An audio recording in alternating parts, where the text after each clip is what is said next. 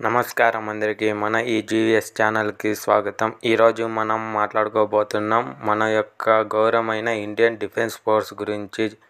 మన భారత్ సైన్యం, నేవీ మరియు ఎయిర్ ఫోర్స్ ఇవన్నీ కలిసి దేశాన్ని రక్షించే ఒక అద్భుతమైన శక్తి ఇండియన్ ఆర్మీ. మొదటిగా మనము ఇండియన్ ఆర్మీ గురించి మాట్లాడుకుందాం.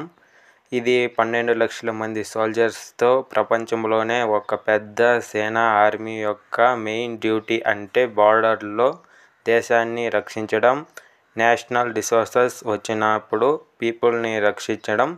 కార్గిల్ వార్లో మన సేన చేసిన బలిదానాలు, విజయాలు ప్రతి భారతీయుడు గొప్పగా గుర్తుపెట్టుకోవలసిన విషయం. తర్వాత ఇండియన్ నేవీ. ఇది మన సముద్ర ప్రదేశాల్లో సేఫ్గా ఉండడానికి రక్షించజేయబడే ఐఎన్ఎస్ విక్రమాదిత్య, ఐఎన్ఎస్ విక్రాంత్ లాంటి ఎయిర్ క్యారియర్స్ మన నేవీకి ఒక బల రక్షణ. నేవీ డ్యూటీ అంటే కాపాడడం మాత్రమే కాదు, వరల్డ్లో మన స్ట్రెంగ్త్ని చూపించడం కూడా. ఇండియన్ ఎయిర్ ఫోర్స్ గురించి చెప్పాలి అంటే ఇది మనకి ఒక స్కై షీల్డ్ లాంటి. Fighter jets like Rafale, Sukhoi 30 MK, Tejas వంటితో మన దేశాన్ని ఎదుర్కోబోయేలా రక్షించే స్ట్రెంగ్త్ మన ఐఏఎఫ్కి ఉంది.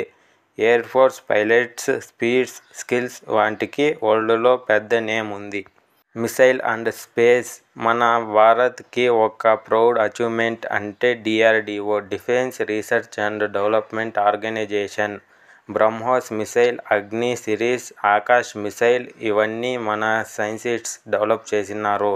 అలాగే ఇస్రోతో కలిసి శాటిలైట్ వెపన్స్ కూడా టెస్ట్ చేస్తున్నాము. ఇది మన దేశంకి ఒక పెద్ద టెక్నాలజికల్ బలం. ఫ్రెండ్స్, మన ఇండియన్ డిఫెన్స్ ఫోర్స్కి మన ప్రతి భారతీయుడు సెల్యూట్ చేయాలి. మీకు ఎక్కువ నచ్చింది ఏది?